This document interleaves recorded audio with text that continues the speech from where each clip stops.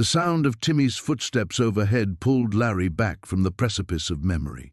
Each creak of the old floorboards was a countdown, to questions he couldn't answer, to a reckoning 15 years in the making. Larry's hands trembled as he reached for his cigarettes, a habit he'd picked up the day Marcus Jennings was sentenced to life without parole for a murder Larry had committed. The basement felt smaller now, suffocating in the Tennessee heat that seeped through every crack in the foundation. Larry had always been good with his hands, fixing engines, patching drywall, sealing rooms that should never be opened. But he couldn't fix what Timmy had found 3 days ago while helping clear out storage boxes for the estate sale. "Dad?" Timmy's voice drifted down the stairs, still carrying that boyish quality despite his 19 years. "You down there? I need to ask you something about Mom's jewelry box." Larry's blood turned to ice water. Sarah's jewelry box. The one thing he should have thrown away years ago, the one piece of evidence he'd kept because it was all he had left of the woman who'd loved him, despite knowing exactly what kind of man he was. Sarah had been the only person who knew the truth about that night in October 2008, and she'd taken his secret to her grave, or so he'd thought. "Just a minute, son." Larry's voice came out rougher than intended. He stubbed out his cigarette and climbed the wooden stairs, each step a small rebellion against the gravity of his guilt. Timmy stood in the kitchen, tall and lean like his real father, with Sarah's gentle eyes and that stubborn cowlick that never stayed flat no matter how much hair gel he used. In his hands was Sarah's mahogany jewelry box, the one Larry had given her for their first anniversary. The secret compartment was open. "I found these." Timmy held up a small stack of photographs, his voice careful and measured in that way that meant he was trying not to upset the old man. They were taped under the velvet lining. Larry's knees nearly buckled. The photographs, he'd forgotten about them, assumed Sarah had destroyed them along with everything else from that time. But there they were, Marcus Jennings holding a 3-year-old Timmy at a 4th of July barbecue. Marcus teaching Timmy to throw a baseball in their old backyard. Marcus and Sarah laughing at some joke Larry couldn't remember while Timmy slept between them on the couch. "That's Marcus," Timmy said, and Larry could hear the wheels turning in his son's mind. "The guy you told me was Dad's best friend, the one who died in the same accident." Another lie, stacked on top of all the others. Marcus hadn't died in any car accident. He was sitting in a cell at Riverbend Maximum Security Institution, 43 years old and serving a life sentence for killing a convenience store clerk named Derek Mills. Except Marcus had never pulled that trigger. He'd been home that night, reading Goodnight Moon to Timmy for the 3rd time because the boy refused to sleep without it.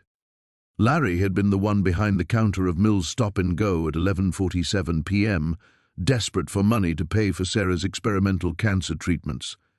He'd worn a ski mask, carried Marcus's, special, borrowed earlier that week for a camping trip, and planned to be in and out with enough cash to keep the doctors talking. But Derek Mills had fought back, gone for his own gun, and in the chaos that followed, someone had died. When the police found the .38 in Marcus's truck the next morning, planted there by Larry in a moment of pure panic, his best friend had looked him in the eye and said, "Take care of my boy." Marcus knew, had always known, and he'd chosen 15 years in prison over destroying the family Larry was trying to save. "Dad?" Timmy's voice seemed to come from very far away. "You okay? You look like you've seen a ghost." Larry forced his attention back to the present, to his son's concerned face and the photographs trembling in his weathered hands. "Just thinking about your mother," he managed. "She kept a lot of things. Hard to let go of the past sometimes." Timmy nodded, accepting the explanation with the trusting nature that had made the last 15 years both possible and unbearable. "I get it. But there's something else." He pulled out a folded newspaper clipping, yellow with age. "This was with the photos. It's about that murder case from when I was little, the one you always said was too awful to talk about." The headline might as well have been Larry's death warrant, "Local man sentenced to life for convenience store murder." Below it, Marcus's mugshot stared back at them both, hollow-eyed, defeated, but somehow still dignified in his acceptance of a fate he didn't deserve. "Why would Mom keep this?" Timmy asked, and Larry could hear something shifting in his voice, some fundamental assumption beginning to crack. Outside, a car door slammed in the driveway. Larry's hands moved on instinct, reaching for the newspaper clipping, but Timmy pulled it back slightly, not defiant, just protective of this new piece of a puzzle he was only beginning to understand. The car door outside slammed again, followed by the familiar rumble of Pete Kowalski's diesel truck pulling away. Mail delivery. Normal Tuesday morning routine in a life built on lies. "Let me put some coffee on," Larry said, needing something to do with his hands, needing to turn away from his son's searching eyes. "We can talk about this properly." But even as he moved through the familiar motions, measuring grounds, filling the pot with water, Larry's mind was cataloguing everything he stood to lose. This kitchen, with its faded yellow wallpaper, and the breakfast nook where he'd taught Timmy long division. The garage out back where they'd rebuilt a '78 Camaro engine together last summer. Timmy's hands already showing the same natural understanding of mechanical systems that had made Larry the most trusted mechanic in 3 counties. Friday night poker games with the boys from the volunteer fire department. Sunday dinners at Mabel's Diner where Doris always saved them the corner booth and brought Timmy extra pie without being asked. 15 years of building a life, one careful day at a time. "Dad," Timmy's voice was gentle but insistent. "I know you don't like talking about that time, about what happened to Mom and all, but look at this picture again." Larry turned reluctantly. Timmy was holding up the photo from the 4th of July barbecue, Marcus grinning at the camera while 3-year-old Timmy sat perched on his shoulders, sticky fingers tangled in Marcus's dark hair.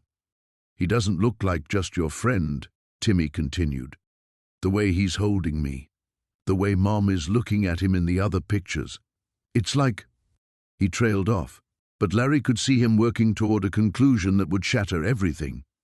The coffee maker gurgled to life, filling the silence with its ordinary domestic sound. Through the window over the sink, Larry could see Mrs. Henderson next door, hanging laundry on the line, her arthritic hands moving slowly but steadily through the routine that had marked her Tuesday mornings for the past 30 years. Normal, predictable, the kind of life Larry had tried so desperately to give Timmy.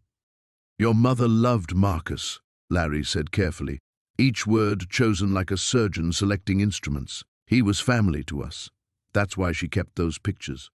It wasn't entirely a lie. Sarah had loved Marcus, as a brother, as the father of her child, as the man whose sacrifice had made their small family possible. But Larry could see how Timmy might interpret that love differently, might start asking questions that would lead him down paths Larry couldn't follow without destroying them both. Timmy set the photographs on the counter and leaned against it, studying Larry's face with an intensity that reminded him painfully of Sarah. She'd had that same way of looking at people, as if she could read the truth written in the lines around their eyes. "Mr. Patterson down at the library has been helping me research family genealogy," Timmy said, "for that paper I'm writing for community college. He showed me how to use those ancestry websites." Larry's coffee mug slipped in his hands, nearly shattering against the linoleum floor. "Oh?" "Yeah. And the thing is, I can't find any record of my father, John Whittaker, the man you said died with Mom in that car accident when I was 3. Timmy's voice remained steady, but Larry could hear the undercurrent of confusion and hurt. No death certificate, no obituary, no birth certificate either. It's like he never existed. Because he never did, Larry thought. John Whittaker was a name on forged adoption papers, a ghost created to hide the truth that Timmy's real father was sitting in a prison cell 2 hours north of here, counting off the days of a life sentence he didn't deserve. "Records from that time period can be incomplete," Larry offered weakly. "Small-town bureaucracy, you know how it is." But Timmy was shaking his head, and Larry realized his son was too smart, too thorough, too much like Sarah to be satisfied with vague explanations anymore. The boy who used to accept Larry's word as gospel was becoming a young man who asked questions and expected real answers. "I want to visit Mom's grave today," Timmy said suddenly. "Will you come with me?" Larry nodded, not trusting his voice. Sarah's headstone bore both their names, Sarah Whittaker and beloved John, reunited in death. Another lie carved in marble, another prop in the elaborate fiction that had become their lives. Outside, a mockingbird called from the oak tree where Larry had hung a tire swing for Timmy's 8th birthday. The rope was frayed now, the tire cracked from too many Tennessee summers, but neither of them had been able to bring themselves to take it down. Everything was the same as it had been an hour ago, but Larry could feel it all slipping away. Larry was reaching for his truck keys when the knock came at the front door, 3 sharp raps that seemed to echo through the house like gunshots. Both men froze. Timmy still holding the photographs, Larry with his keys halfway to his pocket. Nobody used the front door in Millbrook. Friends came to the kitchen entrance off the carport, neighbors called out from the driveway, and deliveries went to the side porch. The front door was for strangers, for official business, for the kind of visitors Larry had been dreading for 15 years. "Expecting someone?" Timmy asked, but Larry was already moving toward the window, pulling back the faded curtain just enough to see onto the porch. 2 figures stood on his front steps, a woman in a dark blazer despite the August heat, and a man whose posture screamed federal law enforcement even from behind. The woman held a leather portfolio in one hand and what looked like official credentials in the other. Her partner, if that's what he was, kept his hands free and his eyes on the street, scanning for something Larry didn't want to think about. "Dad?" Timmy's voice carried a note of alarm. "What is it?" "Nothing," Larry lied automatically, but his mouth had gone dust-dry. Probably just someone with car trouble looking for the garage. Another knock, more insistent this time. The woman called out in a voice trained to carry authority, "Mr. Lawrence Whittaker, FBI. Special Agent Miranda Cole. We'd like to speak with you about Marcus Jennings."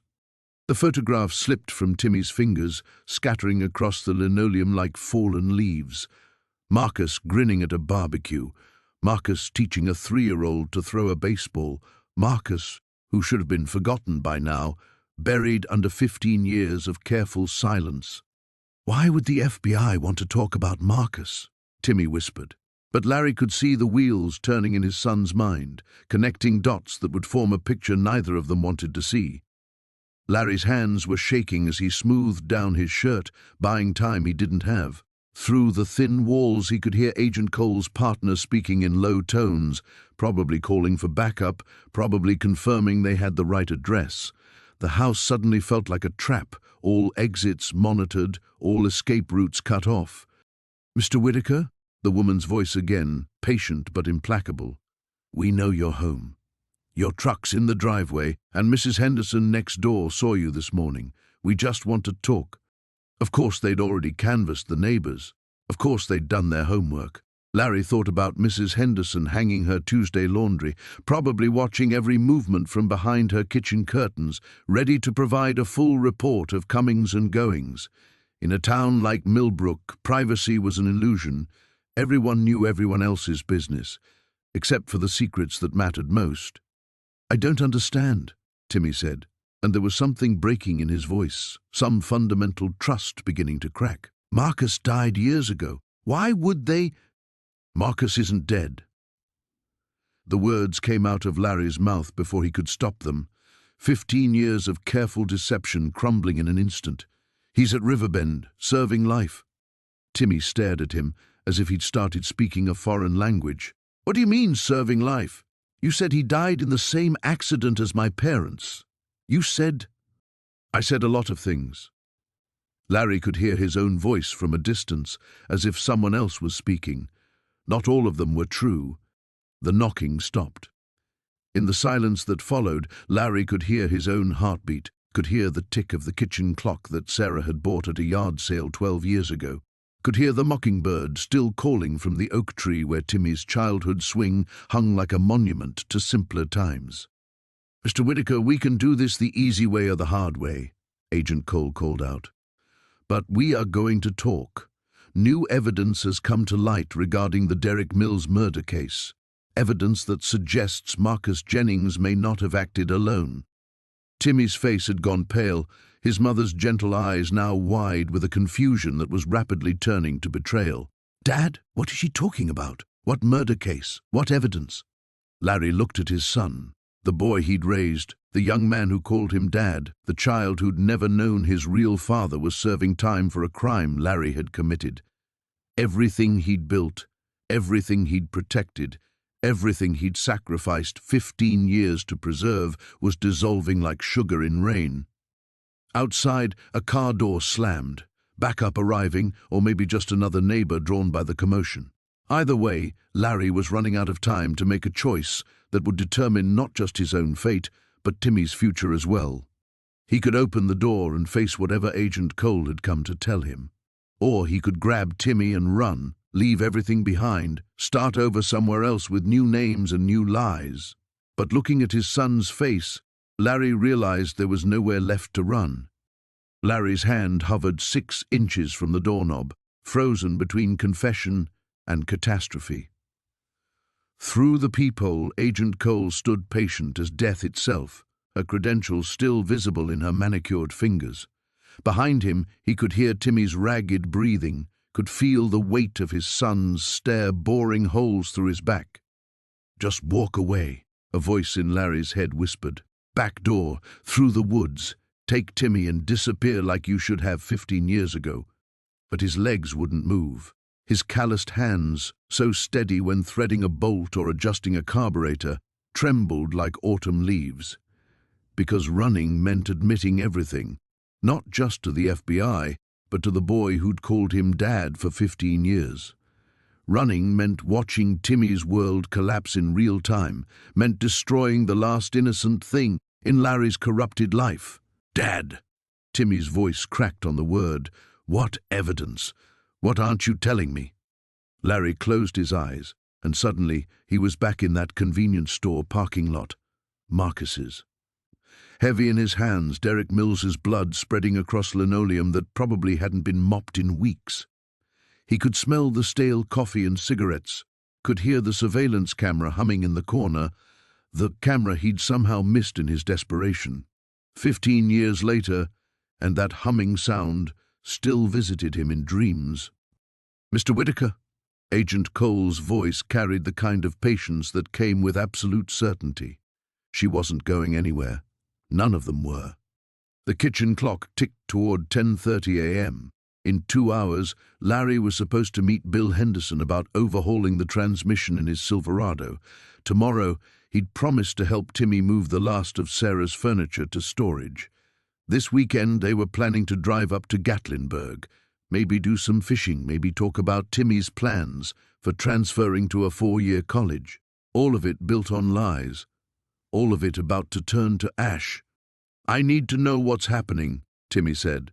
And Larry heard echoes of the 3-year-old who used to ask why the sky was blue, why birds could fly, why Mama Sarah got tired so easily. Always questions. Always trusting that Larry would have answers that made sense of the world. Larry turned around slowly, meeting his son's eyes. In them, he saw Sarah's gentleness warring with Marcus's stubborn determination, a combination that had always made Timmy too good for the life Larry had built around him, too honest, too pure, too much like the man sitting in a prison cell for Larry's crimes. What evidence could they possibly have after all this time? Larry asked himself as much as Timmy. But he already knew. DNA on the surveillance equipment. A witness he'd missed. Maybe Marcus had finally broken, finally decided that 15 years was enough sacrifice for someone else's sins. Or maybe it was simpler than that. Maybe it was just Timmy's genealogy research, his innocent questions about a father who'd never existed, triggering databases and cross-references, and the kind of digital breadcrumbs that hadn't existed in 2008. "Sir, we're going to need you to open this door," Agent Cole called, her tone shifting from polite to official. "We have questions about your whereabouts on October 23rd, 2008. October 23rd, the night that changed everything, the night Sarah's medical bills hit $30,000 and climbing, the night the insurance company sent their final denial letter, the night Larry realized his wife was going to die because he couldn't afford to save her. He told himself it would be simple. One robbery, Enough cash to buy time. Derek Mills would file an insurance claim, nobody would get hurt, and Sarah would get the treatment she needed. Clean, surgical, victimless. Instead, Derek Mills was dead, Marcus Jennings was serving life without parole, and Larry had spent 15 years watching every sunrise, with the knowledge that he'd destroyed 2 families to save one. "They know," Larry whispered, the words falling between him and Timmy like stones into deep water. "Somehow, they know." Timmy stepped closer, his face pale but determined. "Know what? Dad, you're scaring me. Just tell me what's going on." But how could he explain? How could he tell this boy, this young man who'd grown up believing in justice and fairness and the fundamental goodness of the father who'd raised him, that everything was a lie, that the man he'd called Dad was a murderer, that his real father was a victim, that the life they'd built together was constructed from betrayal and cowardice? Outside, another car pulled into the driveway. Larry heard doors slamming, voices conferring in low tones. The net was closing. 15 years of borrowed time was coming to an end, and Larry still couldn't decide whether he wanted to fight it or welcome it like a long overdue reckoning. His hand was still 6 inches from the doorknob, still frozen between 2 impossible choices, destroying his son's life with the truth or watching it get destroyed anyway by everything he'd hidden. The mockingbird called again from the oak tree, its song unchanged despite the world ending just below. Larry's hand closed around the doorknob. The metal was warm from the August sun streaming through the sidelight windows, solid and real in a world that had turned liquid and uncertain. For 15 years, this simple gesture, opening his own front door, had been as natural as breathing. Now it felt like pulling the pin from a grenade. "Dad, don't!" Timmy's voice came from behind him, sharp with panic. "Whatever this is about, whatever happened back then, we can figure it out. We can call a lawyer. We can—" "No."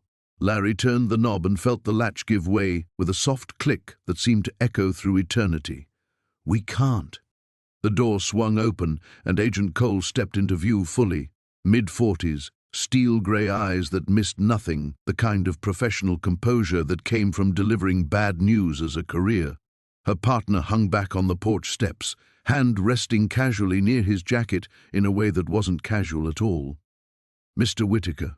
Cole's voice was warmer than Larry had expected, almost gentle. "Thank you for opening the door. I'm Special Agent Miranda Cole, FBI. This is Agent Santos. We'd like to speak with you about the Derek Mills case." Larry nodded, his throat too dry for words. Behind him, he heard Timmy's sharp intake of breath, heard the soft rustle of the scattered photographs, as his son knelt to gather them with shaking hands. "May we come in?" Cole's question was polite, but Larry understood it wasn't really a request. They were coming in whether he invited them or not. The only choice left was whether to maintain the illusion of cooperation. "Of course." Larry stepped aside, and Cole moved past him into the living room that suddenly felt impossibly small. Her partner followed, eyes cataloguing everything. The family photos on the mantel, the worn furniture that spoke of modest means honestly earned, the subtle tremor in Larry's hands as he closed the door behind them. Timmy stood in the kitchen doorway, still clutching the photographs, looking younger than his 18 years. Looking like the frightened, 3-year-old Larry had first taken into his arms after Sarah's funeral, promising him that everything would be all right, that Daddy would take care of him, that they were family now and family stuck together no matter what. Another lie, the first of so many. "Is this your son?" Cole asked, following Larry's gaze. "Timothy, isn't it?" "Timmy." Larry's voice came out as a croak. "His name is Timmy." "Timmy." Cole smiled, and for a moment her professional mask slipped enough to show genuine warmth. "I'm sorry you have to hear this, son. Sometimes the past has a way of catching up, even when we think we've moved on." Timmy stepped into the living room, photographs still pressed against his chest like armor. "Hear what? What past?" Cole looked at Larry, giving him one last chance to control the narrative, to shape how his son learned that his entire life had been built on lies. But Larry's courage had finally deserted him completely. After 15 years of careful words and crafted explanations, he had nothing left but silence. "We have new evidence regarding the murder of Derek Mills in October 2008, Cole said, her voice still gentle but implacable. "Evidence that suggests Marcus Jennings, your biological father, may not have acted alone." The photograph slipped from Timmy's fingers again, but this time neither father nor son moved to pick them up. They lay scattered across the hardwood floor like fallen memories. Marcus grinning at barbecues that happened before Timmy was old enough to remember, Sarah laughing at jokes lost to time, a family that had been real once before murder and lies and desperate choices tore it apart. "My biological father?" Timmy's voice was barely a whisper. "What do you mean, my biological father?" Larry felt something crack inside his chest. Some dam he'd built to hold back 15 years of guilt and shame and bone-deep regret. This was it, the moment he'd dreaded and anticipated and somehow prepared for every single day since Timmy turned 18 and started asking questions about his past. There was no going back now. No more lies to tell, no more stories to craft, no more careful omissions to protect them both from the truth. Agent Cole was here, Marcus was in prison, and Timmy was looking at him with Sarah's eyes and waiting for an explanation that would destroy everything they'd built together. Larry walked to his recliner, the one Timmy had bought him for Christmas 2 years ago, saved up from his part-time job at the hardware store, and sat down heavily. The leather creaked under his weight, a familiar sound that belonged to the life he was about to lose. "Sit down, son," he said quietly. "It's time you learned the truth about who your father really is." Outside, a mockingbird had stopped singing. Timmy remained standing, swaying slightly as if the ground beneath him had turned unsteady. His face had gone ashen, the color of old newspaper clippings, and Larry could see his mother's stubborn streak warring with shock in his expression. He wouldn't sit. Not yet. Not until he understood what sitting down would mean, what truth he'd be accepting by lowering himself into the chair across from the man who'd raised him. "Marcus Jennings is your biological father," Larry said, each word feeling like swallowing glass. "He didn't die in any car accident. He's been at Riverbend Maximum Security Prison for 15 years, serving life without parole for the murder of Derek Mills." Agent Cole moved to the window, her presence both intrusive and oddly protective, as if she understood that some revelations required witnesses to prevent them from destroying everything in their path. Agent Santos remained by the door, still scanning, still ready. "That's impossible." Timmy's voice cracked on the second syllable. "You're my father. You've always been my father. You raised me. You taught me to drive. I adopted you after Sarah died," Larry interrupted gently. "Legal adoption. Your birth certificate, the one you've seen, that's all legitimate. But before that," he gestured helplessly at the scattered photographs. "Before that, you lived with Marcus and Sarah. They were married. They were your parents." Cole stepped forward, her voice carefully neutral. "Mr. Whittaker, we need to discuss your relationship with Marcus Jennings, specifically your whereabouts on the night of October 23rd, 2008. The date hung in the air like smoke from a house fire. Larry could feel Timmy's eyes boring into him, could see his son's quick mind working through the implications, connecting threads he'd never known existed. The boy had always been too smart for his own good, another trait inherited from Marcus, along with that stubborn chin and the way he tilted his head when he was thinking. "I was home," Larry said automatically, the lie he'd rehearsed 10,000 times. "Sarah was sick, stage 4 pancreatic cancer. I never left her alone during the final weeks." "Except you did leave." Cole's voice carried no accusation, just fact. "Hospital records show Sarah was admitted for palliative care on October 22nd. You would have been free to move around town." Larry felt the walls closing in, felt the careful architecture of his deception crumbling brick by brick. Behind Cole's professional demeanor, he could sense the trap being sprung. Not quickly, not dramatically, but with the patient precision of someone who already knew the answers to the questions she was asking. "What aren't you telling me?" Timmy demanded, finally sinking into the chair across from Larry. His legs seemed to have given out, leaving him no choice but to sit and listen as his world reshuffled itself into patterns he didn't recognize. If Marcus is my father, if he's alive, why haven't you told me? Why the lies about car accidents and deaths that never happened? Because the truth would have destroyed you, Larry whispered. Because you were 3 years old and innocent, and you needed someone to take care of you. Because Marcus asked me to. Marcus asked you to lie to me about his existence? Timmy's voice rose, anger finally breaking through shock. He asked you to let me believe he was dead? Agent Cole cleared her throat delicately. Mr. Whittaker, our investigation suggests that Marcus Jennings may have confessed to a crime he didn't commit. New DNA evidence from the surveillance equipment at the store doesn't match his profile, but it might match yours. The words landed like physical blows. Larry gripped the arms of his recliner, feeling the leather compress under his fingers, wanting to sink into the familiar furniture and disappear entirely. This was how it ended then, not with a dramatic confrontation or a high-speed chase, but with quiet agents in his living room, speaking in measured tones while his son learned that everything he'd believed about his life was a carefully constructed fiction. DNA evidence? Timmy looked between Larry and Cole, his voice hollow. What DNA evidence? Dad, what is she talking about? But Larry couldn't speak.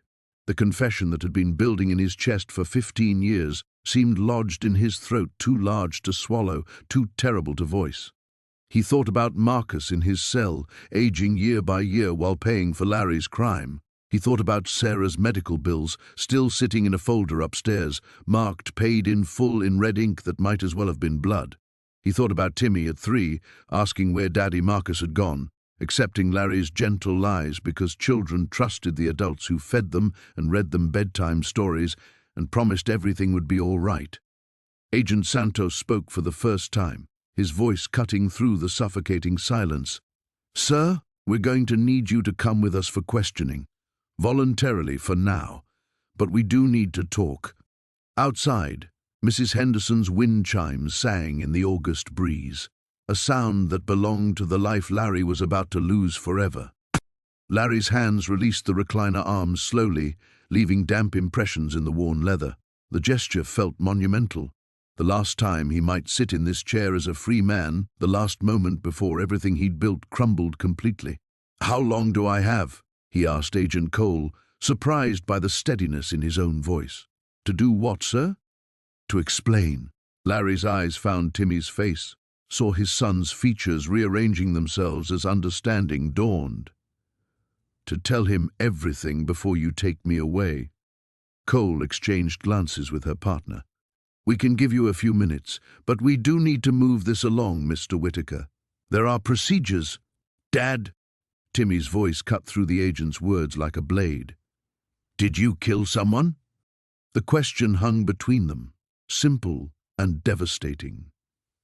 Larry had imagined this moment countless times over 15 years, lying awake at 3 a.m. while Timmy slept peacefully down the hall, standing over Sarah's grave on the anniversary of her death, fixing carburetors while his mind wandered through scenarios of confession and consequence.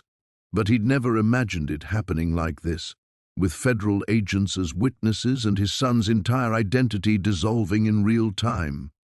It was an accident, Larry whispered, then immediately hated himself for the cowardice of that word.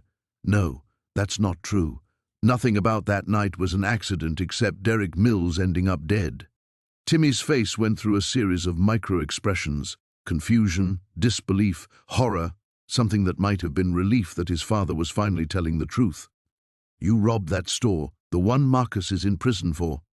I needed money for your mother's treatment.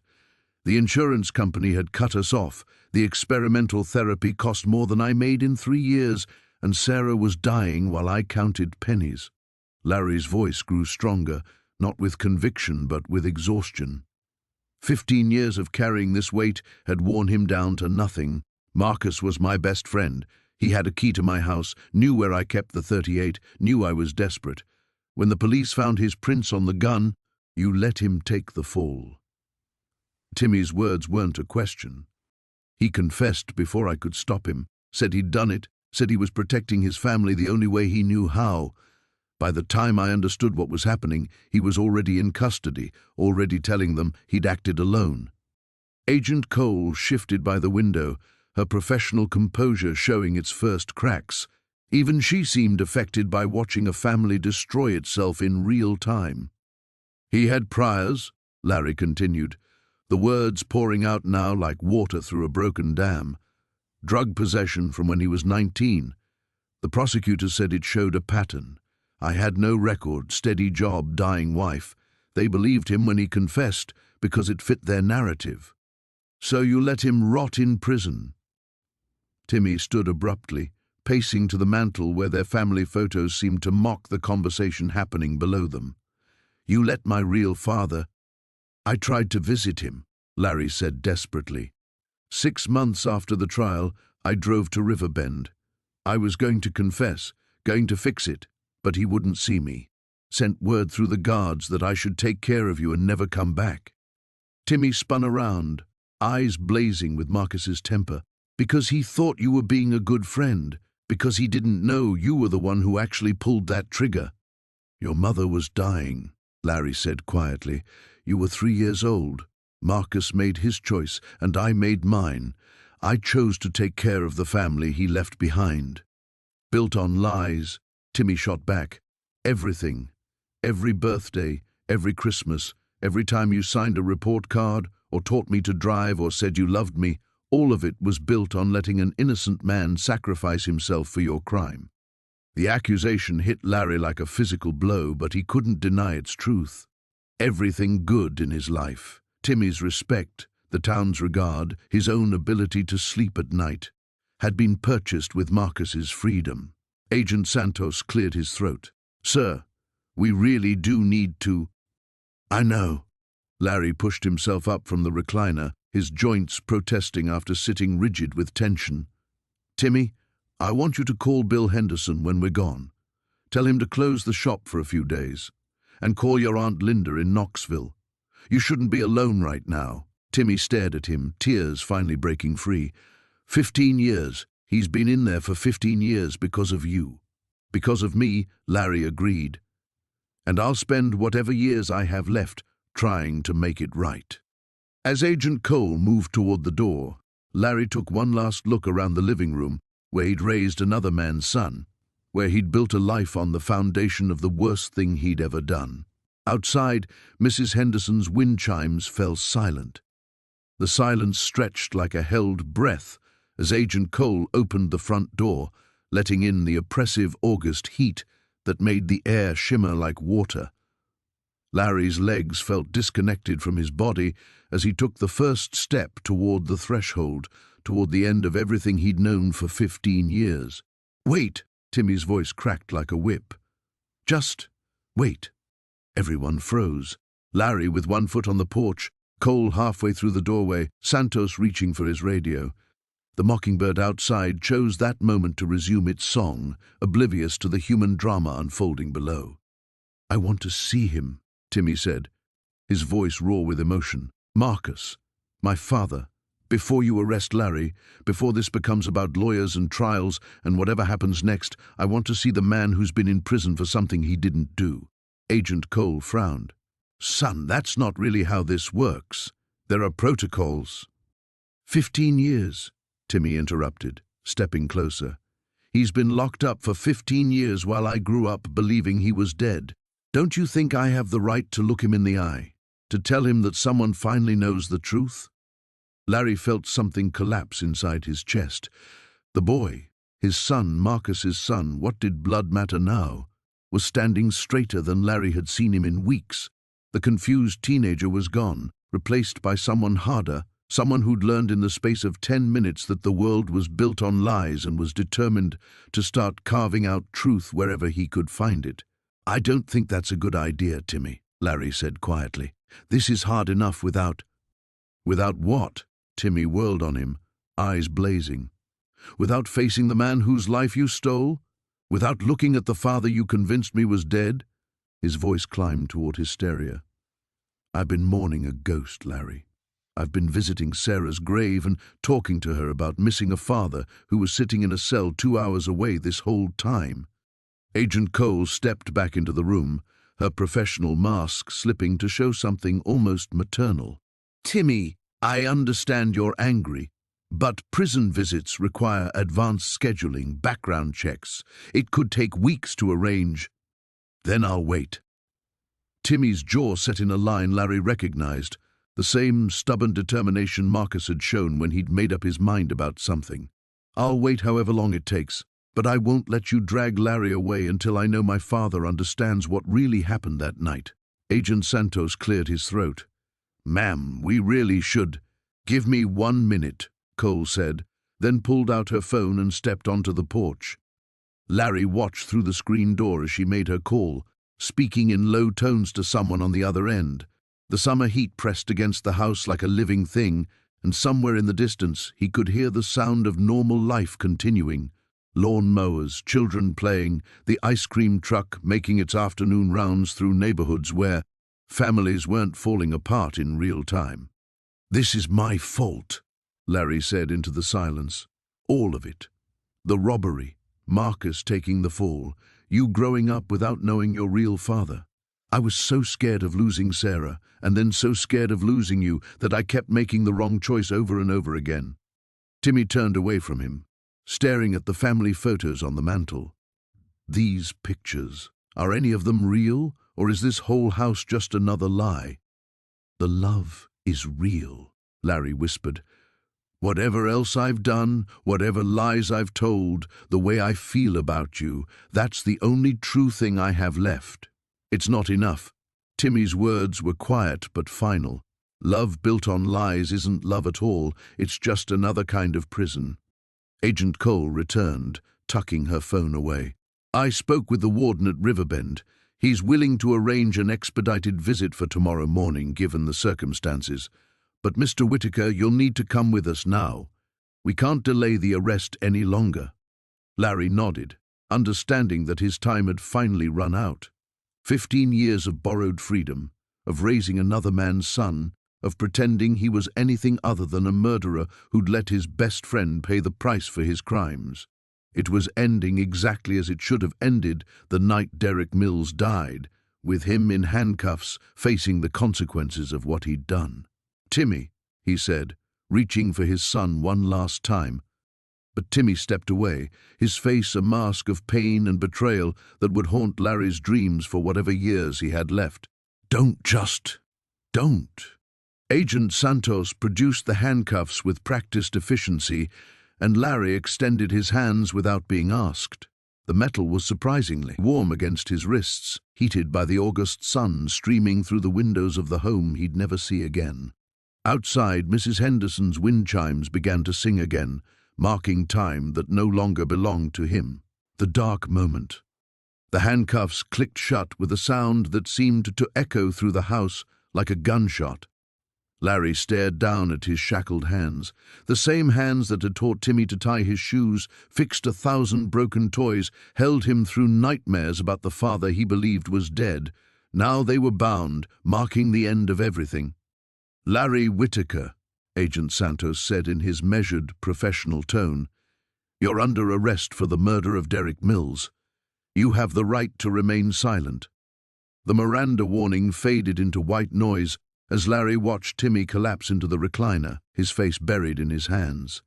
15 years of bedtime stories and scraped knees and report cards and proud moments, all of it crumbling like sand castles before a tide that couldn't be stopped. Anything you say can and will be used against you in a court of law. Through the screen door, Larry could see neighbors beginning to gather. Mrs. Henderson stood on her porch, her hand pressed to her mouth. The Kowalski kids had stopped their bike race to stare. By evening, the whole town would know that Larry Whittaker, reliable mechanic, devoted father, pillar of the community, was a murderer who'd let an innocent man rot in prison while he played daddy to his victim's son. You have the right to an attorney. The weight of the handcuffs felt like carrying chains. Larry had imagined this moment countless times, but never like this. In his nightmares, he'd been alone when they came for him, or maybe Timmy had been safely away at college. He'd never pictured his son witnessing his complete destruction, watching 15 years of love and trust disintegrate in a single afternoon. Agent Cole finished the arrest procedure and guided Larry toward the door. Each step felt like walking through quicksand. At the threshold, he turned back for one last look at the living room where he'd raised Marcus's son. The mismatched furniture, the crooked family photos, the coffee stain on the carpet from Christmas morning 3 years ago when Timmy had gotten so excited about his new bike that he'd knocked over Larry's mug. "Timmy," Larry said, his voice breaking, "I need you to know—" "I said don't." Timmy didn't look up, but his shoulders shook with suppressed sobs. "Whatever you're going to say, I can't hear it right now. I can't handle any more of your truths." The words hit Larry harder than any physical blow could have. His son, the boy he'd loved more than his own life, the reason he'd convinced himself all the lies were worth it, couldn't even look at him. Agent Cole's grip tightened on his arm, urging him forward. "Come on, Mr. Whittaker." As they stepped onto the porch, the August heat hit Larry like a wall. The handcuffs made him clumsy, and he stumbled slightly on the steps he'd climbed thousands of times. Mrs. Henderson's wind chimes sang mournfully in the thick air, and he thought absurdly of all the times he'd found their sound comforting, a reminder that he was home, that he belonged somewhere. The federal sedan sat in his driveway like a black wound against the familiar suburban landscape. Agent Santos opened the rear door, and Larry caught a glimpse of the interior. Mesh partition, no door handles, the unmistakable cage that would carry him away from everything he'd ever loved. "Wait," came Timmy's voice from behind them. Larry's heart leaped with desperate hope that his son might forgive him, might understand that everything he'd done was out of love, however twisted that love had become. But when he turned, Timmy was holding the shoebox of photographs, his face carved from stone. "Take these," he said to Agent Cole. "Evidence. Pictures of Marcus with my mother, with me. Proof that you've got the wrong man in prison." "Timmy, please," Larry started. "Marcus Jennings is innocent," Timmy continued, his voice growing stronger with each word. "Whatever happens to Larry, whatever punishment he gets, Marcus needs to come home. He's lost 15 years of his life. He's lost watching his son grow up. He's lost everything because of what this man did." Larry felt the last foundation of his world crumble. His son wasn't just rejecting him, he was actively working to ensure Larry's capture led to Marcus's freedom. The boy he'd raised, the child he'd loved as his own, was choosing his biological father over the man who'd fed him breakfast every morning for 15 years. Agent Santos guided Larry into the back seat of the sedan. The door slammed shut with a finality that echoed through his bones. Through the window, he watched Timmy hand over the photographs, watched his son systematically destroying any chance Larry might have had of avoiding conviction.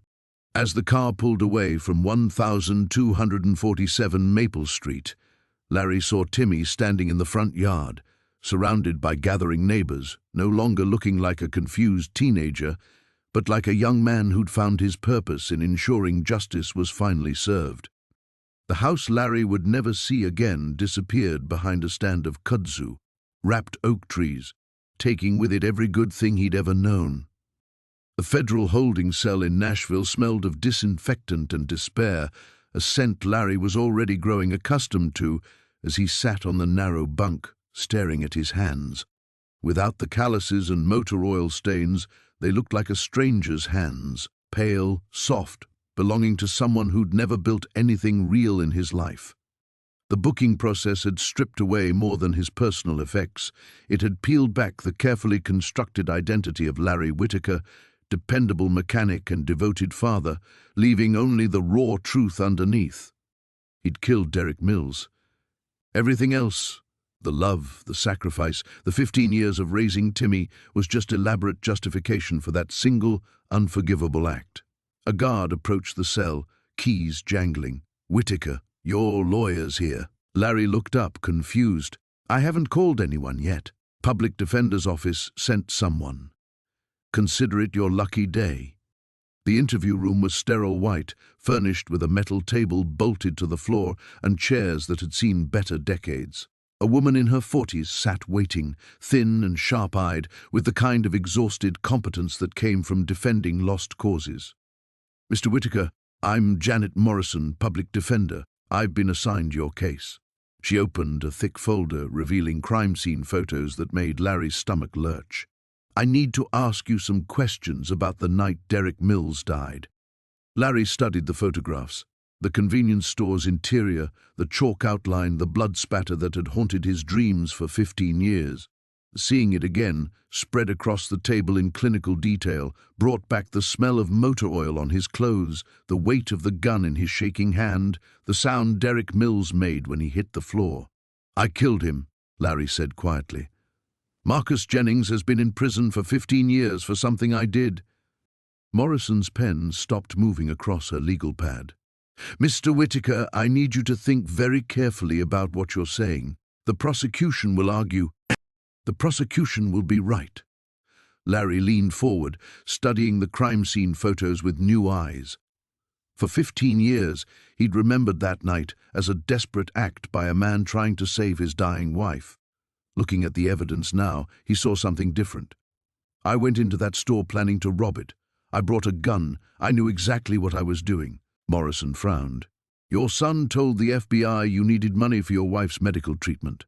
That's a mitigating factor." "No." The word came out harder than Larry intended. "I want you to look at something." He pointed to one of the photos showing Derek Mills's body, the trajectory of the bullet wound, the spatter pattern. "Mills wasn't threatening me when I shot him." Morrison's eyes widened as she followed Larry's reasoning. The blood evidence told a story Larry had spent 15 years refusing to acknowledge. "He was turning away," Larry continued, his voice hollow, running for the panic button behind the counter. "I shot him in the back because I was afraid he'd trigger the alarm before I could get away." The revelation hit Larry like a physical blow. He'd carried the weight of Derek Mills's death for 15 years, but he'd always told himself it was self-defense, a split-second decision in a moment of panic. The evidence scattered across the table destroyed even that small comfort. He hadn't killed Derek Mills in self-defense. He'd executed him to avoid capture. "Mr. Whittaker," Morrison said carefully, "are you telling me you're ready to confess to premeditated murder?" Larry stared at the photographs, seeing for the first time what Marcus had always known, what the real evidence had shown from the beginning. There was no justification, no mitigating circumstances that could transform what he'd done into anything other than cold-blooded murder. All the years of raising Timmy, all the love and sacrifice and careful lies, it had all been the elaborate fantasy of a killer who couldn't face what he really was. "My best friend confessed to protect his family," Larry whispered. "He thought if he claimed responsibility, they'd believe him because he had priors and I didn't. He never knew I was guilty. He thought he was saving an innocent man's reputation while taking care of his own family's future." Morrison closed the folder slowly. "So Marcus Jennings confessed to a crime he didn't commit, thinking he was protecting you while you let him rot in prison and raised his son?" "Yes." The single word contained 15 years of self-deception crumbling into dust. Larry felt something fundamental shift inside him, like the moment when an engine finally seized completely after years of grinding against failing parts. He wasn't the man who'd loved Timmy enough to sacrifice everything. He was the man who'd murdered Derek Mills and built his entire life on Marcus Jennings's misplaced loyalty. Everything had been a lie, including the man he'd believed himself to be. The silence in the interview room stretched like a taut wire, broken only by the distant hum of fluorescent lights and the muffled sounds of the federal building beyond the walls. Larry stared at the crime scene photographs until the images blurred, then slowly pushed them back toward Morrison. "What happens now?" he asked. Morrison gathered the photos with practiced efficiency, her face betraying nothing. "Now you make a choice. Full confession, cooperation with the prosecution, testimony that will free Marcus Jennings. In exchange, we negotiate for a plea that takes the death penalty off the table. And if I don't? Then you go to trial. They present this evidence anyway, and you likely face capital murder charges. Either way, Marcus Jennings gets exonerated. The question is whether you spend life in prison or die for what you did." Larry leaned back in the metal chair, feeling something unexpected wash over him. Not peace exactly, but a kind of grim clarity he hadn't experienced in 15 years. For the first time since that August night when Derek Mills died, he wasn't running from the truth.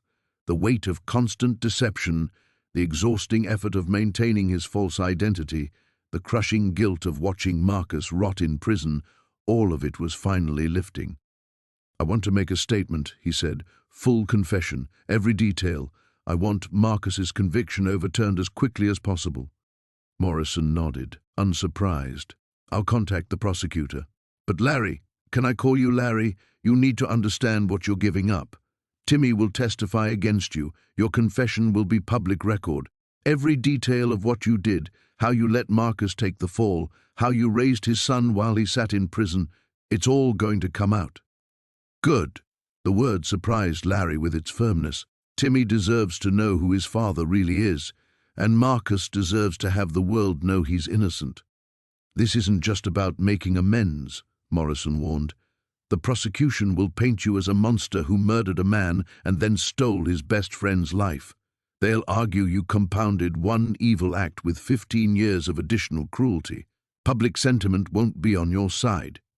Larry thought of Timmy standing in their front yard, handing over the photographs with steady hands, choosing justice over the man who'd raised him. His son had already made peace with the truth in a way that Larry was only now beginning to understand. "Morrison," he said slowly, "what if there was a way to make this right? Not just the confession, but something more." She looked up from her notes. "What do you mean?" "Marcus lost 15 years with his son. Timmy's 18 now, legally an adult, but he's got college to pay for, a life to build.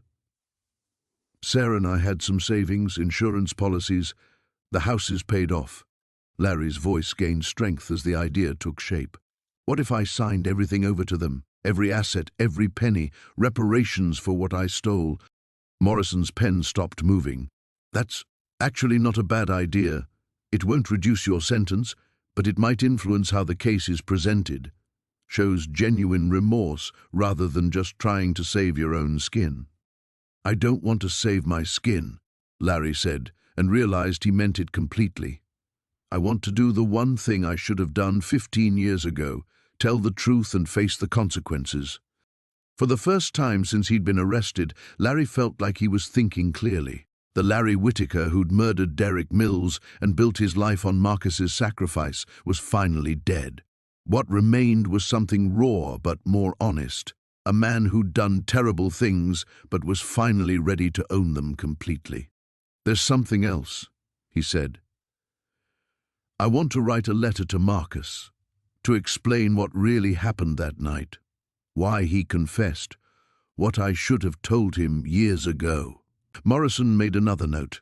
"The prosecutor will want to review anything you write." "That's fine. I'm done hiding." Larry stood, feeling steadier than he had in weeks. "When can we arrange the plea hearing?" "Give me 48 hours to work with the DA's office. But Larry, once we do this, there's no going back. You'll be admitting to first-degree murder. Even with cooperation and remorse, you're looking at life without parole." Larry nodded, picturing Timmy driving toward Riverbend Maximum Security Prison to meet the father he'd been told was dead. In less than 24 hours, his son would look into Marcus Jennings's eyes and see the man who'd sacrificed his freedom to protect a friend, who'd spent 15 years in hell for a crime he didn't commit. That was worth any price Larry would pay. "Set it up," he said. "It's time to bring Marcus home." The 48 hours crawled by with agonizing slowness, each minute feeling like an hour as Larry sat in his cell and contemplated the machinery of justice finally grinding into motion. Morrison had been true to her word. The prosecutor's office was moving fast, eager to close a 15-year-old case and correct what would undoubtedly become a national scandal once the media learned an innocent man had spent half his adult life in prison for a crime his best friend committed.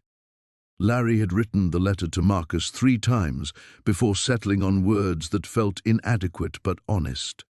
"How do you apologize for destroying someone's life? How do you explain that your silence wasn't malice but cowardice? That every year you told yourself you'd confess tomorrow, next month, after Timmy graduated, after Marcus had served enough time that the truth wouldn't matter anymore?" On Thursday morning, a guard brought news that made Larry's stomach clench with a mixture of hope and terror. "Your son's here to see you." The visitation room was a sterile space divided by thick plexiglass, designed to prevent physical contact while allowing conversation through metal speakers that made every word sound tinny and distant. Larry had dreaded this moment since his arrest, knowing it would come, but hoping somehow it wouldn't. Seeing Timmy approach the visitor's chair, shoulders straight, jaw set with determination Larry recognized as inherited from Marcus, was like watching his own execution. Timmy looked older somehow, as if the past few days had burned away the last remnants of childhood. He sat down, picked up the phone, and stared at Larry for a long moment before speaking. "I went to see him," Timmy said without preamble. "Yesterday. Drove up to Riverbend and sat across from my father in a prison visiting room." Larry's hands trembled as he gripped the phone. "How is he? How do you think he is?" The question came out sharp, cutting. 15 years in maximum security for something he didn't do. 15 years of appeals that went nowhere because the evidence against him was so convincing. 15 years of watching other inmates get visits from their kids while his son grew up thinking he was dead. Each word was a blade, precisely placed for maximum damage. Larry forced himself to absorb the pain without flinching. This was part of his penance, facing the full scope of what his choices had cost. "But you know what the worst part was?" Timmy continued, his voice cracking slightly. "He still loves you. Even after I told him everything, even after he realized you'd let him take the fall for murder. He said you must have been desperate. Said grief makes people do terrible things they can't take back." Larry closed his eyes, feeling tears he'd held back for days finally spill over. Marcus's forgiveness was somehow worse than his hatred would have been, a grace Larry didn't deserve and couldn't bear. "He wants to see you," Timmy said. "After the plea hearing, he said there are things you two need to talk about before—" he gestured vaguely at the cell walls. "Before this becomes permanent." "Timmy," Larry whispered, "I know nothing I say can fix what I've done, but I need you to understand." "No," Timmy's voice cut through the speaker like a whip crack. "You don't get to explain this away. You don't get to make me understand why you murdered someone and let an innocent man rot in prison while you played father to his son. The only thing I need from you is the truth, all of it, so Marcus can come home and we can start figuring out how to be a family." The word family hung between them, heavy with implications. Timmy wasn't talking about including Larry in that future. He was talking about building something with the father he'd just met, creating a relationship from the ashes of Larry's deception. "The plea hearing is tomorrow," Larry said. "I'm confessing to everything. First-degree murder, letting Marcus take the fall, all of it. Morrison says his conviction should be overturned within weeks." Timmy nodded, his expression unreadable. "And then? Then I spend the rest of my life in prison, and you and Marcus get everything I own. The house, the savings, my life insurance when I die. It's not enough, nothing could be enough, but it's something." For the first time since sitting down, Timmy's composure cracked slightly. 15 years, he said, his voice barely audible through the speaker. 15 years of bedtime stories and baseball games, and thinking you were the best father in the world. How do I reconcile that with what you really are?" Larry had no answer. "How do you explain that love and evil can coexist in the same heart? That the man who genuinely cherished his son was also capable of murder and letting an innocent man suffer for his crimes?" "I don't know," Larry admitted. "But I hope someday you'll be able to remember the good parts without them being poisoned by the rest." Timmy stood up abruptly, still holding the phone. "Tomorrow, when you confess, remember that Marcus forgives you even though he shouldn't. Remember that I loved you even though I can't anymore. And remember that some things can't be undone, no matter how sorry you are." He hung up the phone and walked away without looking back, leaving Larry alone with the weight of everything he'd destroyed and the terrible clarity of what came next. The morning of the plea hearing arrived with the weight of inevitability. Larry had barely slept, his mind cycling through 15 years of memories that now felt like evidence in his own trial.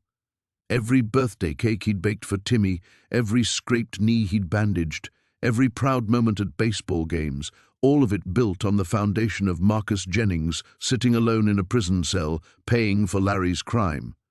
A guard brought him a clean orange jumpsuit and shackles that would mark him as the monster he'd always been but never admitted. "Time to go, Whittaker. Your lawyer's waiting."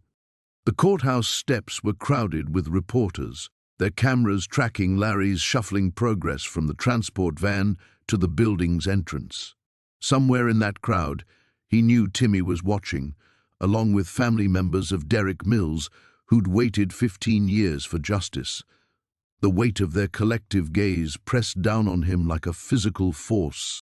Morrison met him in the holding area behind the courtroom, her expression grim but determined. "The prosecutors accepted the plea deal, life without parole in exchange for your full confession and testimony that will clear Marcus Jennings. Are you ready for this?" Larry nodded, though ready seemed like the wrong word for what he felt. How could anyone be ready to publicly strip away every lie they'd lived by? But as he looked through the small window into the courtroom, seeing the judge's bench where his fate would be sealed, he felt something unexpected, not peace, but a kind of clarity that came from finally facing the truth. "There's something else," Morrison said, her voice careful. "Marcus Jennings is here, in the gallery. He asked to be present when you confess." Larry's breath caught. Through the window, he could see Marcus in the second row, older and grayer than the man who'd been arrested 15 years ago, but still recognizably the friend who'd once helped Larry rebuild Sarah's car engine on summer weekends. Sitting beside him was Timmy, their resemblance unmistakable now that Larry wasn't blinded by his own desperate need to be the boy's father. "I can't," Larry whispered, then immediately corrected himself. "No, I have to. He deserves to hear this from me." The courtroom was packed beyond capacity, the air thick with anticipation and barely contained anger. As Larry was led to the defendant's table, he felt the collective weight of everyone he'd wronged. Derek Mills's family in the front row, their faces etched with 15 years of grief and frustration. Marcus, whose steady gaze never wavered. Timmy, whose expression remained carefully blank. Judge Catherine Reeves called the court to order with the efficiency of someone who'd presided over too many tragedies. "Mr. Whittaker, you're here today to enter a plea in the matter of the state versus Lawrence James Whittaker in the murder of Derek Anthony Mills. How do you plead?" This was the moment everything had been building toward. Not just the last few days since his arrest, but 15 years of carrying a secret that had poisoned every relationship he'd tried to build. Larry stood, his legs unsteady but his voice surprisingly clear. "Guilty, Your Honor. Guilty to murder in the first degree." The courtroom erupted in whispers and gasps, but Larry barely heard them. His eyes found Marcus in the gallery, and for a moment it was just the two of them, the man who'd committed murder and the man who'd paid for it. Marcus's face showed no anger, no vindication, just a profound sadness that somehow hurt worse than hatred would have. Judge Reeves restored order with sharp raps of her gavel. "Mr. Whittaker, the court requires more than a simple plea. Given the circumstances of this case, the wrongful conviction of Marcus Jennings and the 15 years he's served for your crime, the court demands a full allocution. Tell us what you did." This was Larry's final test, not just admitting guilt, but laying bare every detail of the crime and its aftermath. Everything he'd learned about truth and consequences, about the difference between the man he'd pretended to be and the man he actually was, had led to this moment. He looked again at Marcus, then at Timmy, drawing strength from their presence to say what should have been said 15 years ago. Larry took a deep breath and began to speak, his voice carrying across the silent courtroom. "On the night of August 15th, 15 years ago, I went to Mill's convenience store with the intention of robbing it. I brought a gun. I shot and killed Derek Mills when he tried to reach the alarm button. And then I let my best friend confess to my crime and spend 15 years in prison while I raised his son." The words hung in the air like a confession that could finally, impossibly, begin to balance the scales of justice that had been broken for so long. The confession shattered the courtroom's silence like glass breaking. Judge Reeves leaned forward, her voice cutting through the stunned quiet. Continue, Mr. Whittaker. The court needs to hear everything. Larry's hands trembled as he gripped the defendant's table, but his voice grew steadier with each word, as if speaking the truth was giving him strength he'd forgotten he possessed. After I shot Derek Mills, I panicked. I'd never killed anyone before. The gun went off almost by accident when he lunged for the alarm, but that doesn't matter. I brought it there. I pointed it at him. I'm responsible for his death. In the gallery, he could see Derek's sister dabbing her eyes, finally hearing what had really happened to her brother after 15 years of wondering. The weight of her grief pressed against him, but he forced himself to continue. I called Marcus from a payphone 6 blocks away, told him I'd been in an accident, needed help. When he found me covered in blood with a smoking gun in my hand, he thought I'd been robbed, maybe shot someone in self-defense. He was trying to protect me when he told me to get rid of the weapon and go home. The prosecutor, District Attorney Helen Vance, watched with sharp eyes as Larry's carefully constructed lies finally crumbled in public. This was the moment her office had been preparing for since Morrison brought them the evidence, a confession that would not only solve a murder, but expose one of the worst wrongful convictions in state history. But Marcus never knew the truth, Larry continued, his voice breaking. When the police arrested him the next day, his fingerprints were on my truck. Witnesses had seen us together earlier that evening. I should have confessed immediately. Instead, I let him think he was protecting me from something that wasn't my fault. Timmy sat rigid in his seat, watching the man who'd raised him systematically destroy every lie their relationship had been built on. Beside him, Marcus remained perfectly still, but Larry could see the slight tremor in his hands as the full scope of the betrayal became clear. When Marcus told his lawyer he wanted to confess, I convinced myself he was buying time, that somehow we'd figure out a way to prove his innocence. But as the weeks turned into months, as his lawyer explained that a confession might save him from the death penalty, Larry's voice cracked completely. I convinced myself that 1 life in prison was better than 2 lives destroyed. And the boy? Judge Reeves asked quietly. When did you decide to raise Mr. Jennings's son as your own? This was the part that shamed Larry most deeply. The decision that had transformed a moment of cowardice into 15 years of systematic deception. Sarah, my wife, she'd been trying to have children for years. When Marcus went to prison and Timmy needed a guardian, it felt like fate, like maybe some good could come from something terrible. You never told your wife the truth? Never. She died believing Marcus had confessed to protect me from a robbery gone wrong. She loved Timmy completely, raised him as her own son, and I let her build that love on a lie because it was easier than admitting what I'd really done. The courtroom was completely silent now, everyone transfixed by the systematic demolition of a life built on deception. Larry looked directly at Marcus, needing him to understand the one thing that mattered most. I convinced myself I was protecting Timmy, giving him a stable home instead of growing up with a father in prison, but the truth is, I was protecting myself. Every birthday party, every baseball game, every moment of being his father, I was stealing that from Marcus because I was too much of a coward to face what I'd done. Marcus's composure finally cracked, tears streaming down his face as he confronted the full magnitude of what Larry's silence had cost him. 15 years of his son's childhood, 15 years of bedtime stories and scraped knees and proud moments he could never recover. The worst part, Larry continued, his voice barely audible now, is that I became a good father to Timmy. I loved him completely, genuinely, with everything I had. But that love was built on Marcus's sacrifice, and every happy moment we shared was another day Marcus spent alone in a cell, paying for my crime. Vance stood, her voice formal but tinged with disgust. Your Honor, the state accepts Mr. Whittaker's confession as complete and accurate. We recommend the court proceed with sentencing to life imprisonment without possibility of parole, and we will immediately begin proceedings to vacate the conviction of Marcus Jennings. Judge Reeves nodded grimly.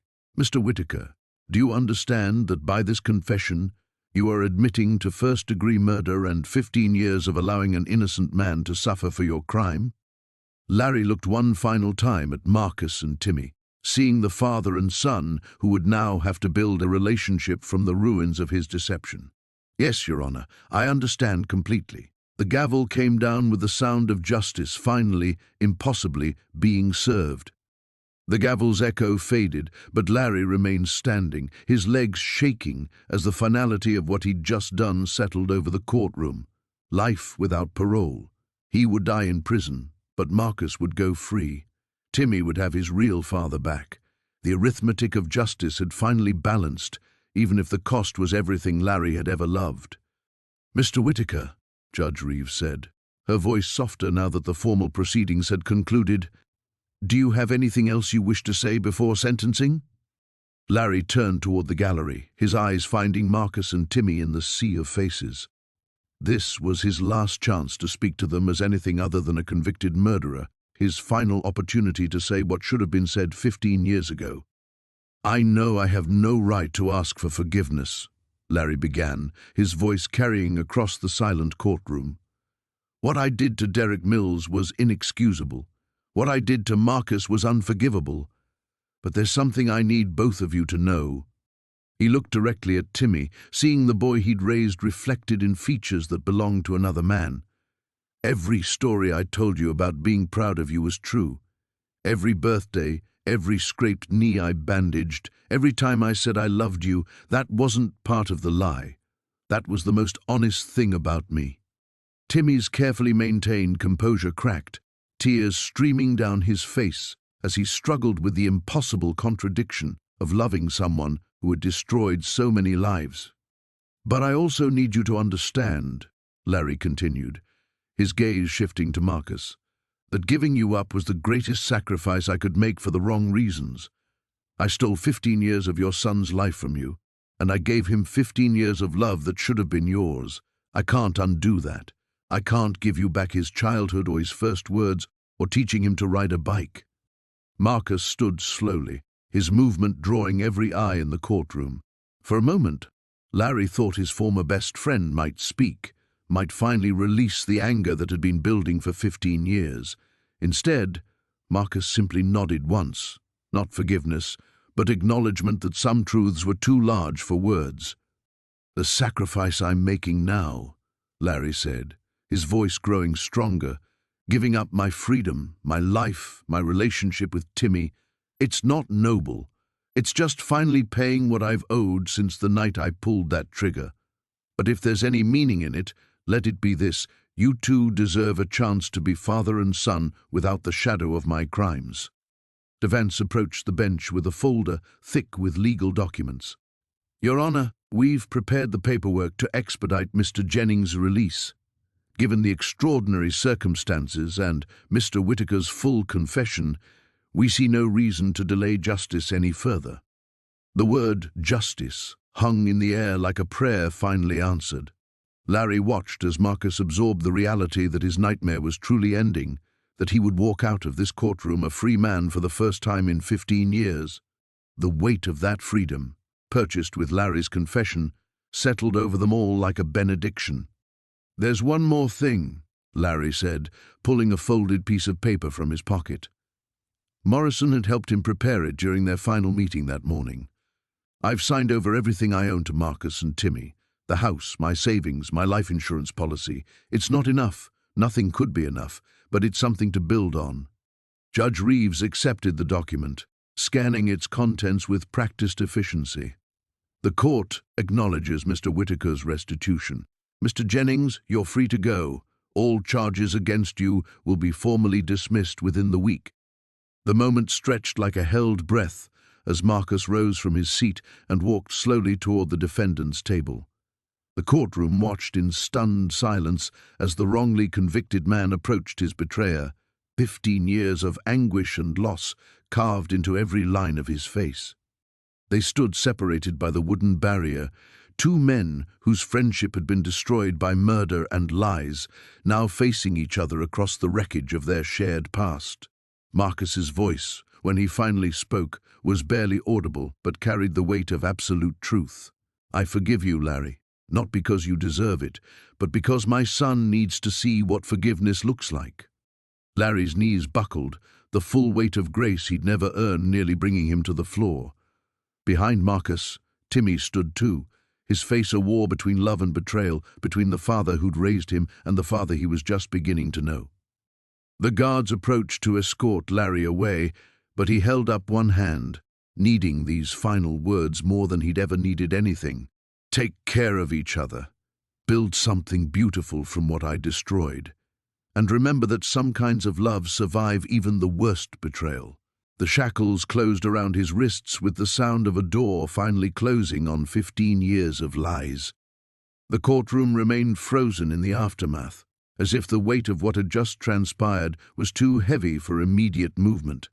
Larry's orange jumpsuit disappeared through the door behind the judge's bench, leaving behind a silence that felt both hollow and somehow sacred, the quiet that follows when truth finally displaces years of carefully maintained deception. Marcus stood at the wooden barrier for a long moment, his hand gripping the rail where he'd just offered forgiveness that defied all logic. The words still hung in the air between him and the empty space where his former best friend had stood. 15 years of rage and confusion and betrayal had led to this, not the satisfaction of revenge, but the strange, painful grace of letting go.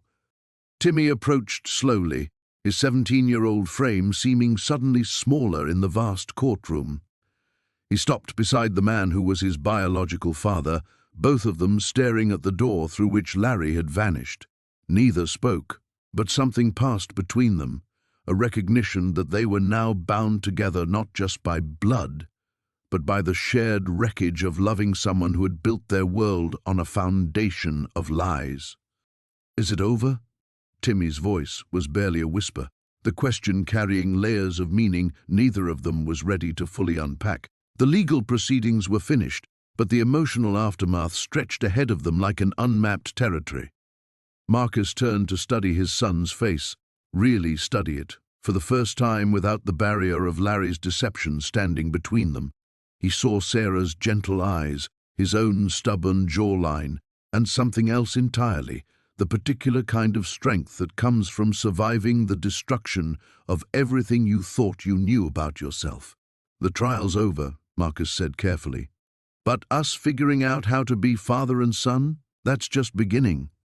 Around them, the courtroom slowly emptied as reporters rushed to file their stories, and Derek Mills's family finally walked away with the closure they'd waited 15 years to receive. Devance approached with Morrison close behind, both lawyers carrying the strange expression of professionals who had just witnessed justice served in the most complicated way possible. Mr. Jennings, Devance said, extending her hand, on behalf of the state, I want to apologize for what you've endured. We'll be conducting a full review of your case to understand how this happened and ensure it never happens again. Marcus shook her hand, but his response carried no bitterness, only exhaustion.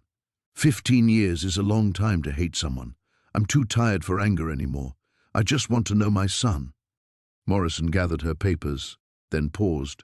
For what it's worth, Larry's confession was complete. He held nothing back. Whatever his motivations for staying silent all these years, he told the absolute truth today. The words offered no comfort, but they provided something almost as valuable, certainty.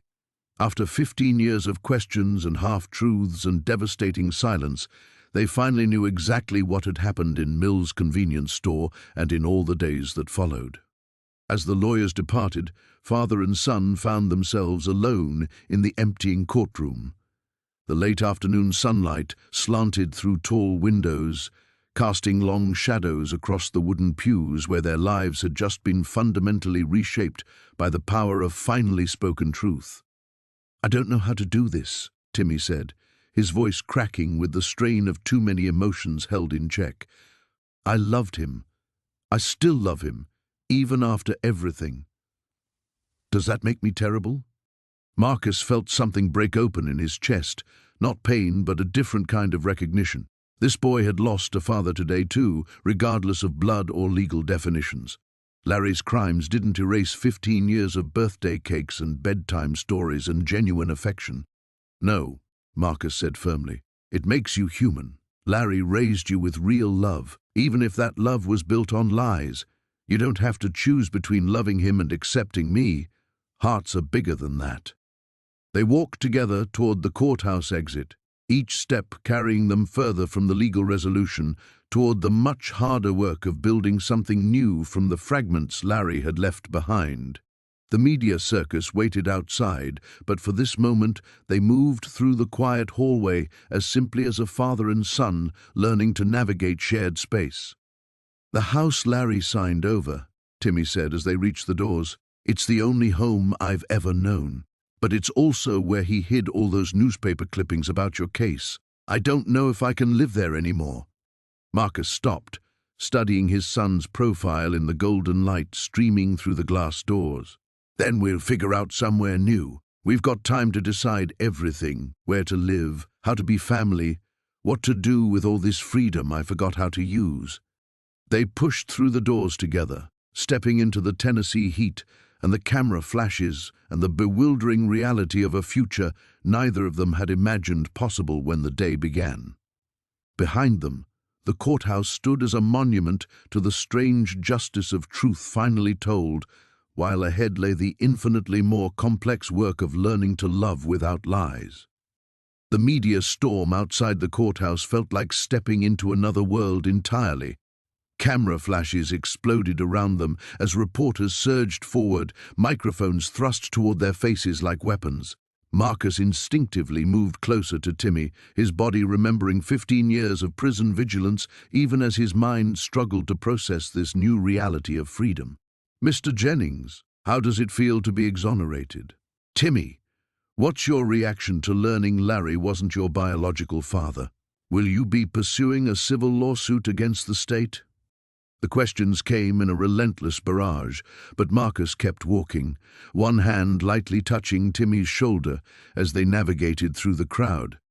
He'd forgotten how overwhelming the outside world could be, the chaos of voices, the heat of summer air, the simple fact that he could keep walking in any direction he chose. A black sedan waited at the curb, Morrison behind the wheel. She leaned across to push open the passenger door, shouting over the din, "Get in!" They collapsed into the car's cool interior, the tinted windows immediately muffling the chaos outside. Morrison pulled into traffic, while reporters continued filming through the glass, their faces distorted by the afternoon glare. "I've arranged for you to stay at a hotel tonight," Morrison said, glancing at Marcus in the rearview mirror. "Somewhere quiet, where you can figure out your next steps without the media circus." Marcus nodded, but his attention was fixed on Timmy, who sat pressed against the far window, watching Millbrook pass by outside. These streets held 17 years of memories for the boy, walking to school, riding bikes with friends, building a life in a town that would now forever be associated with this devastating revelation. "You okay?" Marcus asked quietly. Timmy turned from the window, his eyes red-rimmed but determined. "I keep expecting to wake up. This morning I thought the hardest thing I'd face was visiting you in prison. Now everything I thought I knew about my life is gone," Marcus finished gently. "I know the feeling." They drove past Larry's garage, Marcus's former workplace, where he'd spent countless hours alongside the man who would ultimately betray him. The closed sign hung crooked in the window, and the parking lot stood empty except for a rusted pickup truck that had been waiting for repairs since before Marcus's conviction. "He really loved you," Marcus said, surprising himself with the words. That part wasn't a lie. Timmy's laugh was bitter, broken. "How can you say that, after what he did to you?" Marcus was quiet for a long moment, watching the familiar streets of Millbrook roll past. 15 years in prison had taught him hard lessons about the complexity of human nature, about how the same person could be capable of both profound love and devastating betrayal. "Because I watched him in that courtroom today. I saw how destroying your relationship with him was the hardest part of his confession. Larry made terrible choices, but his love for you was real. That doesn't excuse what he did, but it doesn't make his love a lie either." The hotel was a simple place on the outskirts of town, the kind of establishment that asked no questions and offered blessed anonymity.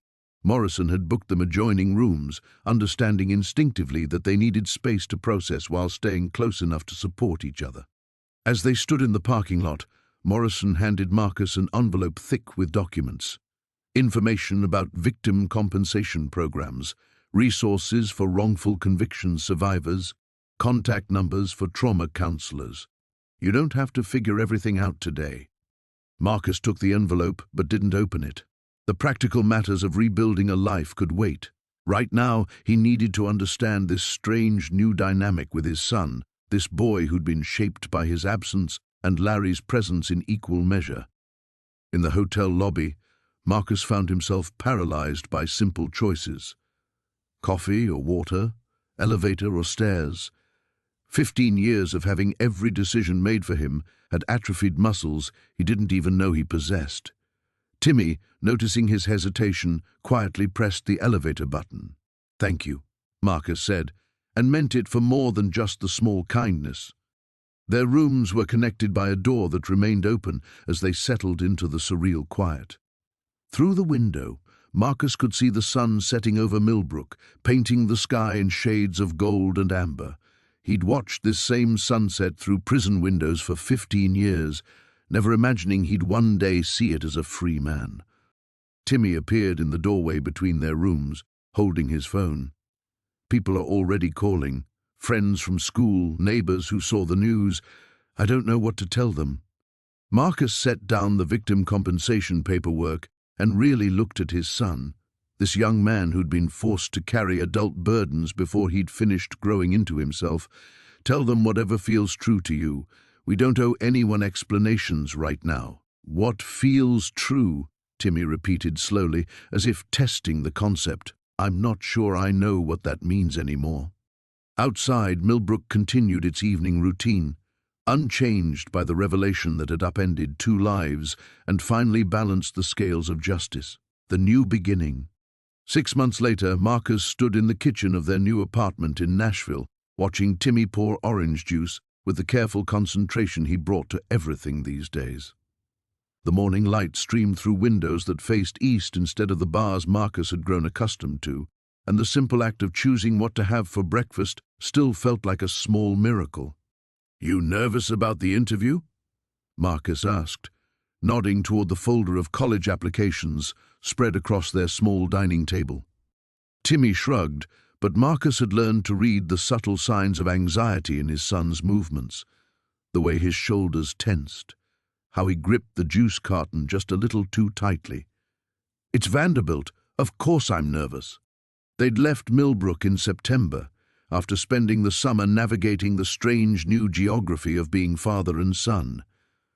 The move had been Timmy's idea, a chance to build something fresh away from the whispers and stares, away from the garage where Larry's presence lingered like a ghost in every tool and oil stain.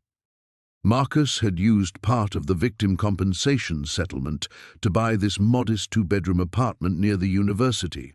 It wasn't much, but it was theirs. The first space they'd shared that wasn't shadowed by Larry's deception or the weight of unspoken truths. "You'll do fine," Marcus said, settling into the chair across from his son. "You're brilliant, and you've been through more than most kids your age. That gives you perspective." Timmy looked up from his applications, studying Marcus with an expression that had become familiar over these months. Part curiosity, part careful affection, part lingering uncertainty about how to love someone he was still learning to know. "Do you ever regret it?" Timmy asked quietly. "Forgiving him?" The question still caught Marcus off guard, though Timmy had asked variations of it dozens of times. It seemed impossible for the boy to understand how his biological father could offer grace to the man who had stolen 15 years of their lives together. "Every day," Marcus answered honestly. "But I don't regret choosing forgiveness over anger. Anger was eating me alive for 15 years. Forgiveness isn't about Larry. It's about us having room to build something new." Through the window, Nashville hummed with morning traffic and possibility. Marcus had found work at an automotive shop downtown, his skills still sharp despite the lost years. The other mechanics knew his story. It had been impossible to avoid the media coverage, but they treated him simply as a colleague, someone who understood engines and hard work. Timmy gathered his papers, preparing for the drive to campus. At 17, he carried himself with a gravity that seemed both premature and earned, the particular poise of someone who had survived, having his foundation ripped away and was carefully building a new one. "I wrote about it," Timmy said suddenly, pausing at the door. "My essay, about learning that truth is more complicated than right and wrong, that love doesn't disappear just because it's built on lies." Marcus felt something shift in his chest, not pain but recognition. His son had found words for the impossible contradictions they were both living with, the way you could love someone and be betrayed by them simultaneously, how forgiveness and justice didn't always align in neat, comprehensible ways. "That's brave," Marcus said, "telling your truth." After Timmy left, Marcus sat alone in their kitchen, surrounded by the ordinary sounds of apartment living, neighbors moving around upstairs, traffic humming below, the refrigerator's gentle hum. He'd received another letter from Larry the week before, one in a steady stream that Marcus read but never answered. The letters were full of updates about prison life and careful questions about Timmy's adjustment, but underneath ran a current of desperate hope that some kind of reconciliation might still be possible. Marcus understood that hope, had carried it himself through 15 years of wrongful imprisonment, but he also understood its futility. Some betrayals created distances too vast for any bridge. Larry had chosen his path in that convenience store 20 years ago, and again every day for 15 years when he allowed an innocent man to pay for his crime. His phone buzzed with a text from Timmy. "Interview went well. Told them about you. How proud I am to be your son." Marcus stared at the message for a long time, this simple declaration that would have seemed impossible 6 months ago. Proud to be your son. The words carried weight that had nothing to do with DNA and everything to do with the choice they'd both made to build a relationship from scratch, to learn how to be family without the roadmap of shared memories or easy intimacy. Outside, Nashville continued its daily rhythm, a city big enough for two men to disappear into while they figured out how to be father and son. The future stretched ahead of them, uncertain but unencumbered by lies, built on the fragile but growing foundation of chosen love and hard-won truth. Marcus finished his coffee and reached for his work clothes. He had a life to live, a son to support, and the strange, precious gift of freedom to honor. The past would always be there, but it no longer owned them. They were finally free to begin.